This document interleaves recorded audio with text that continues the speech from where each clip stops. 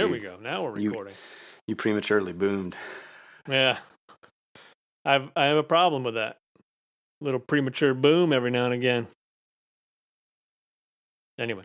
Hello and welcome to the newest mini episode of the Never Heard of It podcast. I am Craig Moorhead. And I'm Shawn Harwell, and you can find us online at Never Heard Podcast, on Twitter at Never Podcast, and elsewhere by Googling our name. Or you can Bing it. You could Bing it if you want to. You can Bing it. That sounds fun. Why have I never said Bing it before? I know. I mean, that probably should have been their whole campaign right there. Well, other than that, how are you doing? All is well, man. How are you doing, Shawn? I'm doing well, too. I think we got a lot to talk about tonight, so maybe we should just dive right in, yeah? Let's dive in, Shawn. What do you got? Well, the first thing I wanted to mention is I actually found the name of the book that Stanley Kubrick's assistant wrote that I was blathering about and raving about the idea of last time we did one of these. It is called Stanley Kubrick and Me by Emilio de Alessandro, and you should look that up. There's some cool excerpts on his website, and that definitely looks like a book that all of us should be reading who are Kubrick fans. So I'm excited about that. That does look cool. Second thing is, I think we should take a second to talk once again about Zootopia. It's out on video now, and regardless of whether or not you've seen it or not, it passed a pretty important milestone, I think, this week. It crossed the $1 billion mark at the box office globally. That's incredible. Yeah, it is pretty incredible. I mean, especially for a movie that came out, I think, in like January or February. That's not necessarily the hottest time in the world for making money at the box office. But the reason I wanted to mention it, I mean, it's not like it's unusual for a movie to make $1 billion these days necessarily, but apparently this is now the second highest grossing original film of all time, as in not based on any source material, second to Avatar. So that's pretty crazy when you put it in that perspective, I think. Indeed. Especially at a time where original films are less and less likely, period. Yeah. But of course, the big irony in all this is now that there will be, multiple sequels of Zootopia, and if James Cameron is to be believed, like 4 Avatar sequels. So, yeah, when are those coming? Yeah, who knows? I don't know what he's necessarily waiting on, but I'm excited, I guess. Sure. And Craig, I'll tell you something else you're excited about. Tell me. Your boy Eddie Murphy, just read today, is teaming up with his boy, Brett Ratner, to make a movie for Netflix. And apparently, hear me out. Yeah. This is going to be a bit of a mockumentary set in the world of 60s soul music, although I don't think it takes place in the 60s, but it's about a guy who was popular in the 60s. And the title, at least at the moment, is called Soul, Soul, Soul, The Murray Murray Story. Shawn, yeah. Can I start talking about this right now? Please do. So I read that article, and I liked it. Okay, I was reading through it, and I said, okay, nothing sounds bad here. Sure. Brett Ratner's not my favorite, but okay, I do like his comedies better than his other movies. Well, I liked Red Dragon. I like that remake that he did. Sure. But Money Talks, that's a funny flick, man. Well, and honestly, Rush Hour. Tower Heist had some good moments in it, mainly because it was Eddie Murphy, kind of bringing some of that old magic back a little bit. But when I read the title, Soul, Soul, Soul, The Murray Murray Story, I laughed out loud. Did you? Okay. I said, that's almost all I need to know. And even better, it gets into the plot of it, which is he becomes, there's a resurgence in his career. He's kind of forgotten about. There's a resurgence in his career because a hip-hop group samples his music. And he decides he needs to come back to destroy hip-hop. I like that, yeah. I like everything about that. I like the ambition of that whole story.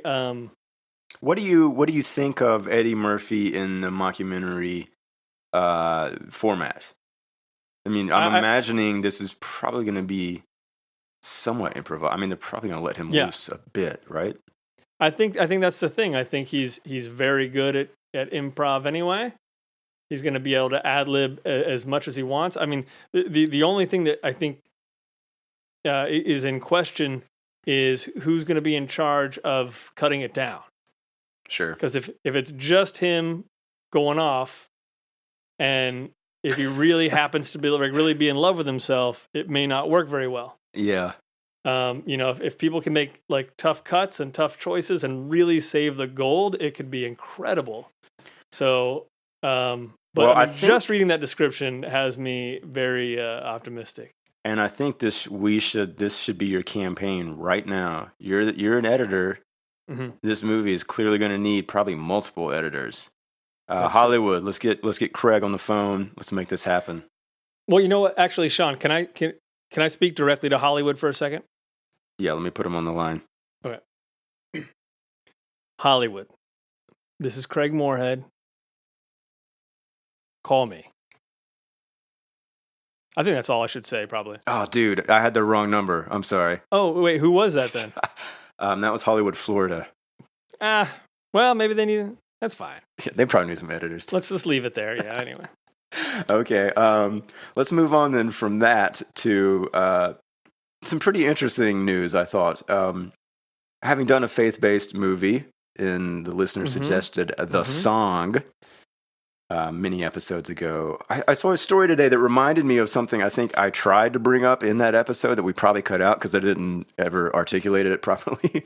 But the phenomenon known as God's Not Dead, which obviously there was a sequel recently. The producers of that first original film are being sued by two screenwriters, one of whom is actually Michael Landon's son, basically in claims that they either stole the idea or that there are too many similarities to have not stolen the idea or been influenced by it in some capacity.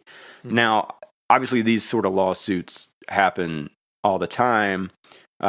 Typically, I think what I like to see as a writer when thinking about their chances in the suit is some sort of connection to that company. Like they submitted this material at one point, and then 3 years later, a movie was made that was similar enough that clearly they based upon.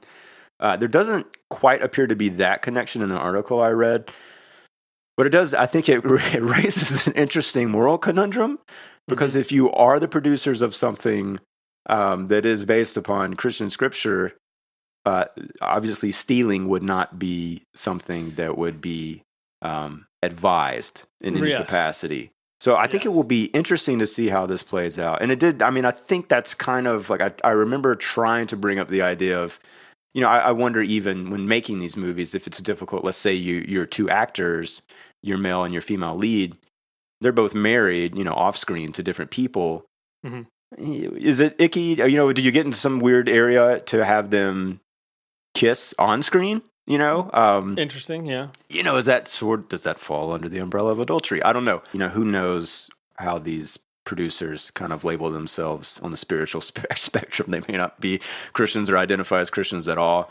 But it'll be interesting to see what happens with this lawsuit. The other thing about that, when I was reading that article, I remember, because the first thing I always think, anytime I see any of these articles where someone's suing someone because they stole their idea, for any of these things, it does always at first feel like, probably not. I mean, there are a lot of similar ideas, and you never know until you really dig down into the details. But the only thing I could think of was I remember reading one of those chick tracts. What is that? I'm not familiar with that. So these are distributed by religious groups, and maybe it was only one religious group, I don't know. But there was a guy, Jack Chick, who would draw these sort of comic strips in these little rectangular booklets. Mm-hmm. And each one would kind of lay out a really terrible sort of straw man story. Okay.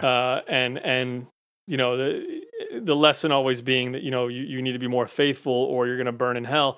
And one of them was the arrogant college professor who, God doesn't exist. And the student who said, yes, he does, and the student, in the end, completely winning the day. Are you saying that this man also has a lawsuit? Well, that's what I'm trying to figure out. If God's Not Dead stole Rise's idea, where did Rise get their idea? You're going to be rolling in the money soon, man, from Microsoft to helping this guy win $100 million in his civil suit here. Man. I gotta stake my claim, man. You're This is fired it. tonight. Thank you. One of the last things I wanted to bring up was a bit of sad news, but also kind of remarkable. Apparently, this man named Willis Pyle died today.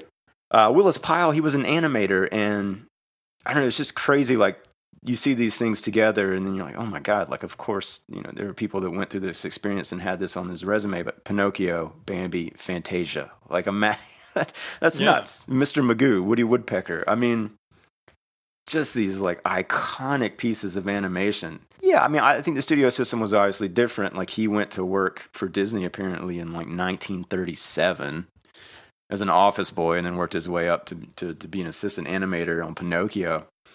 And so you get stuck there. You're working under contract for Disney. Of course, you're going to end up working on these 3 huge, amazing, timeless movies. But yeah, it's just nuts to think about. He also apparently did a short for Dr. Seuss called Gerald McBoing Boing, which won an Academy Award in 1951. Oh wow! So yeah, R.I.P. Mr. Pyle. That's pretty impressive. We would all be so lucky. Indeed. Right? And then last but not least, I brought up a trailer to you. Yes. And I don't know if you had a chance to watch it, but it's for the film The Handmaiden, which is coming out. And that's Chan-wook Park, who I know from finally watching Oldboy last year and just being blown away by this movie that everybody else had seen and been talking about for the past 10 years. And then I watched Stoker and was not quite blown away by that. Right. But boy, this trailer has me excited. What did you think of it? I mean, it's interesting. I don't know what the hell's going on, but no, it was cool. There's some interesting music in it, and that's one of the best things about it. I don't know what the story's about. Mm-hmm. Everything looks great, and it all looks like it fits together in a certain way. I can't tell what's going on, but it's such a sort of a pleasurable experience just watching that trailer. Yeah, I'm very interested in what that's all about. Yeah, we'll throw up a link for that. It looks like it may be out in Korea at the moment, and hopefully work its way west very, very soon, because it looks awesome. Indeed. Indeed.